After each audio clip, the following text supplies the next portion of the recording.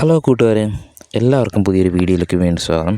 ഇപ്പം നമുക്ക് ഇന്നത്തെ വീഡിയോയിൽ നമുക്ക് കറക്റ്റായിട്ട് ഗ്രോ ബാഗ് എങ്ങനെ നിറക്കേണ്ടതെന്ന് നോക്കാം. എല്ലാവരും പൊതുവെ ചെയ്യുന്നൊരു വീഡിയോ ആണ്. പക്ഷേ എല്ലാവരും ചെയ്യുന്നതിനെക്കാട്ടും നമുക്ക് കുറച്ച് കാര്യങ്ങൾ, അതായത് പലരും പല കാര്യങ്ങളും മറച്ചു വെച്ചുകൊണ്ടാണ് ചെയ്യുന്നത്. എനിക്ക് പലപ്പോഴും തോന്നിയിട്ടുണ്ട്. കാരണം ഇതിനകത്ത് ശരിക്കും പറഞ്ഞാൽ നമ്മൾ ഇച്ചിരി പൈസ മുടക്കി നമുക്ക് ഗ്രോ ബാഗിനകത്ത് വേണ്ട വളങ്ങൾ, ജൈവ വളങ്ങൾ വാങ്ങിച്ച് നമ്മൾ ഗ്രോ ബാഗിൽ ഇട്ടുകൊണ്ട് നമ്മൾ കറക്റ്റായിട്ട് എങ്ങനെയാണ് നമുക്ക് ചെയ്യേണ്ടതെന്ന് നോക്കാം. അപ്പോൾ അതിനുവേണ്ടി മെയിനായിട്ട് വേണ്ടതെന്ന് പറഞ്ഞാൽ ചാണകപ്പൊടി. അതായത് ചാണകപ്പൊടി, നല്ല ചാണകപ്പൊടി, ഉണങ്ങിയ ചാണകപ്പൊടിയാണ് നമുക്ക് വേണ്ടത്. അപ്പോൾ ആ കൂട്ടത്തിൽ തന്നെ പിന്നെ നമുക്ക് ട്രൈക്കോഡർമ വേണം.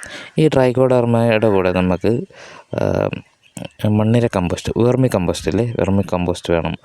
അതുപോലെ തന്നെ നമുക്ക് എല്ലുപൊടി വേണം. അതുപോലെ തന്നെ ഡോളോമൈറ്റ് വേണം. പിന്നെ നമുക്ക് കുറച്ച് വേപ്പിൻ പിണ്ണാക്ക് വേണം. അപ്പം പിന്നെ മെയിനായിട്ട് വേണ്ടതെന്ന് പറഞ്ഞാൽ നമുക്ക് ചകിരിച്ചോറാണ്. പിന്നെ ചകിരിച്ചോറൊക്കെ എന്ന് പറഞ്ഞാൽ നല്ല രീതിയിൽ നമുക്ക് ആഡ് ചെയ്ത് കൊടുത്താൽ കറക്റ്റായിട്ട് നമുക്ക് വെള്ളം പിടിച്ച് നിൽക്കും. പിന്നെ നമുക്ക് മണ്ണ്, അതായത് മണ്ണ് നമുക്ക് ആദ്യം തന്നെ മണ്ണ് എടുത്ത് ട്രീറ്റ് ചെയ്യണം. മണ്ണ് ട്രീറ്റ് ചെയ്യാനായിട്ട് നമുക്ക് ഡോളോമൈറ്റ് ഇട്ട് ട്രീറ്റ് ചെയ്യും. കാരണം ഡോളോമൈറ്റ് നമുക്ക് എപ്പം വേണമെങ്കിലും മണ്ണിട്ട് കൊടുക്കാം കേട്ടോ. അപ്പോൾ ജൈവ വളങ്ങളോടൊപ്പം തന്നെ നമുക്ക് ഇട്ട് കൊടുക്കാൻ പറ്റിയൊരു ജൈവ വസ്തുവാണ് ഈ ഡോളോമൈറ്റ് എന്ന് പറഞ്ഞാൽ. അപ്പോൾ ഈ പാറ പൊടിക്കുന്ന ഈ ഡോളോമൈറ്റ് കേട്ടോ. അപ്പോൾ ഈ ഡോളോമൈറ്റിനകത്ത് നമുക്ക് മണ്ണിൻ്റെ pH ലെവൽ ചെയ്യാനായിട്ട് ഉള്ള ഒരു കഴിവ് ഡോളോമൈറ്റിനുണ്ട്.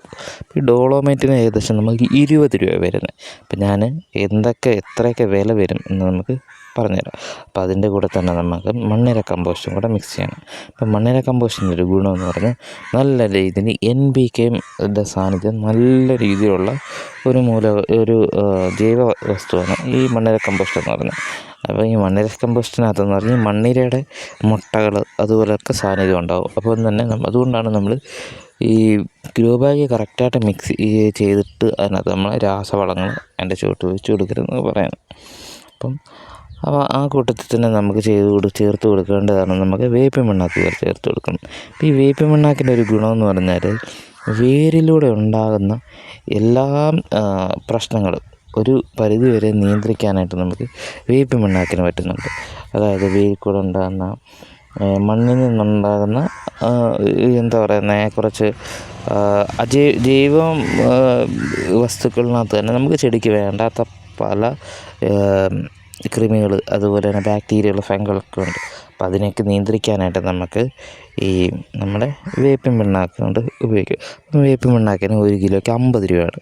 നമുക്കപ്പം ഒരു 3-4 ഗ്രോ ബാഗ് നിറയ്ക്കാനൊക്കെ നമുക്കൊരു 1/2 കിലോ വേപ്പിൻ പിണ്ണാക്ക് വാങ്ങിച്ചാൽ മതി. അപ്പം ഏകദേശം 25 രൂപയ്ക്ക് നമുക്ക് വേപ്പിൻ പിണ്ണാക്ക് വാങ്ങാം. അപ്പോൾ അതിൻ്റെ കൂടെ തന്നെ നമുക്ക് ഇത്രയും ഇട്ട് നിറച്ചിട്ട് നമുക്ക് അടുത്തായിട്ട് നമുക്ക് ചെയ്യേണ്ടതെന്ന് പറഞ്ഞാൽ എല്ലുപൊടിയാണ് ഇടുന്നത്.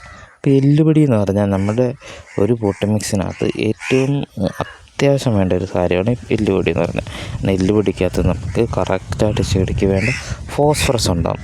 അപ്പം നമുക്ക് പൂർണ്ണമായിട്ടും നമ്മൾ ജൈവ രീതി കൃഷി ചെയ്യുമ്പോഴത്തേക്ക് നമുക്ക് ഫോസ്ഫറസ് നമുക്ക് കിട്ടാനായിട്ട് ഏറ്റവും നല്ല മൂലകം എന്ന് പറയുന്നത് നമ്മുടെ എല്ലുപൊടിയാണ്.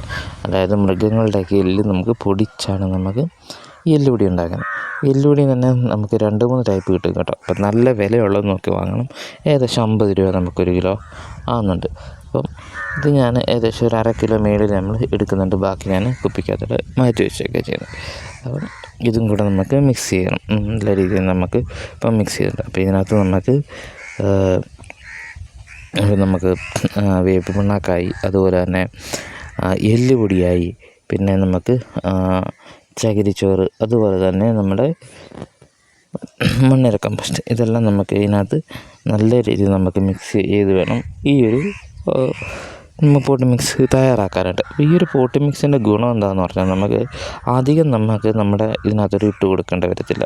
കാരണം അതായത് നമുക്ക് ഒരു ഗ്രോ ബാഗ് തയ്യാറാക്കുമ്പോഴത്തേക്ക് ലെയറായിട്ട് വേണം നമുക്ക് ഇതിനകത്ത് പോട്ട് മിക്സ് ഇടാനായിട്ട്. അപ്പം അതിൻ്റെ കൂടെ തന്നെ നമ്മൾ ഇപ്പോൾ ഇട്ടേക്കുന്നത് ട്രൈക്കോഡർമയാണ്. ഈ ട്രൈക്കോഡർമ എന്ന് പറഞ്ഞാൽ നല്ലൊരു മിത്ര കുമിളാണ്. കാരണം പലപ്പോഴും ഞാൻ ഉൾപ്പെടെ ഉപയോഗിക്കുന്നതെന്ന് പറഞ്ഞാൽ ഈ നമ്മൾ സ്യൂഡോമോണസാണ് നമ്മൾ മണ്ണിൽ കൊടുക്കുന്നത്. സ്യൂഡോമോണസ് മണ്ണിൽ കൊടുക്കുന്നതിനെക്കാട്ടി ഇലയിൽ കൊടുക്കുന്നതാണ് നല്ലത്. അപ്പോൾ എപ്പോഴും നമ്മൾ ട്രൈക്കോഡർമ നമുക്ക് മണ്ണിനകത്ത് പോട്ട് മിക്സ് തയ്യാറാക്കുമ്പോഴത്തേക്ക് നമുക്ക് സ്യൂഡോമോണസ് പിന്നെ പകരം ട്രൈക്കോഡർമ നമുക്ക് ഖരരൂപത്തിലോ നമ്മൾ ഇതുപോലെ ഇട്ട് കൊടുക്കുകയാണെങ്കിൽ കുമിൾ രോഗങ്ങൾ, അതായത് വേരിൽ കൂടെ ഉണ്ടാകുന്ന എല്ലാ രോഗങ്ങൾക്കും ഈ ട്രൈക്കോഡർമ നല്ലൊരു കുമിളായിട്ട് തന്നെ പ്രവർത്തിക്കും. അപ്പം ഈ രീതിയിൽ നമ്മൾ കറക്റ്റായിട്ട് ഈ രീതിയിൽ നമുക്ക് എന്ത് ചെയ്തിട്ടുണ്ട്, നമ്മുടെ പോട്ടി മിക്സ് തയ്യാറായിട്ടുണ്ട്. അപ്പോൾ ഇതുണ്ടാവും. അപ്പം ഞാൻ പോട്ടി മിക്സ് തയ്യാറാക്കി നമുക്ക് ഗ്രോ ബാഗിനകത്ത് നിറയ്ക്കാനായിട്ട് പോവാണ്.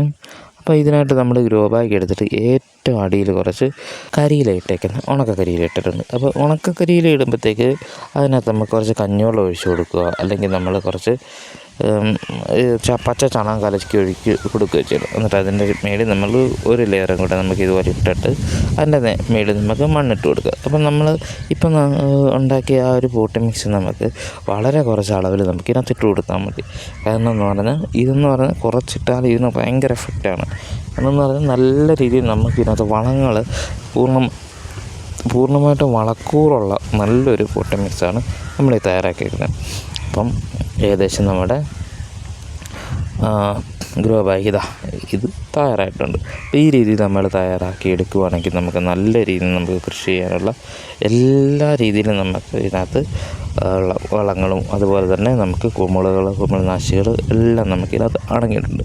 അപ്പം നമ്മളിങ്ങനെ ചെയ്യുന്നതിന് ഏകദേശം നമുക്ക് ഒരു ഗ്രോ ബാഗിനകത്ത് ഒരു 50 രൂപയൊക്കെ നമുക്ക് ചിലവാകുന്നുണ്ട് കേട്ടോ. അപ്പോൾ എങ്കിൽ കൂടെ നമുക്ക് നല്ല രീതിയിൽ നമുക്ക് പിന്നീട് ഇതിനകത്ത് നമുക്ക് വളങ്ങളൊന്നും തന്നെ ചെയ്തു കൊടുക്കേണ്ടി വരത്തില്ല. ഇങ്ങനെ ചെയ്യുന്നതിൻ്റെ ഒരു ഗുണമെന്ന് പറഞ്ഞാൽ അതാണ്. മറ്റ് വളങ്ങൾ പിന്നീട് നമുക്ക് സ്ലറികളോ അല്ലെങ്കിൽ പച്ചക്കറി വേസ്റ്റുകളൊക്കെ നമുക്ക് ഇതിനകത്ത് ഇട്ട് കൊടുത്താൽ മതിയാകും. അപ്പോൾ ഈ രീതിയിൽ നമുക്ക് കൃഷിയാണെങ്കിൽ നല്ല രീതിയിൽ നമുക്കൊരു ഈ വീഡിയോ അവസാനം വരെ കണ്ട എല്ലാ കൂട്ടുകാർക്കും ഒരിക്കൽ കൂടെ നന്ദി പറഞ്ഞുകൊണ്ട് അവസാനിപ്പിക്കുന്നു. എല്ലാവരും സബ്സ്ക്രൈബ് ചെയ്യുക, അതുപോലെ തന്നെ ഷെയർ ചെയ്ത് കൊടുക്കുക.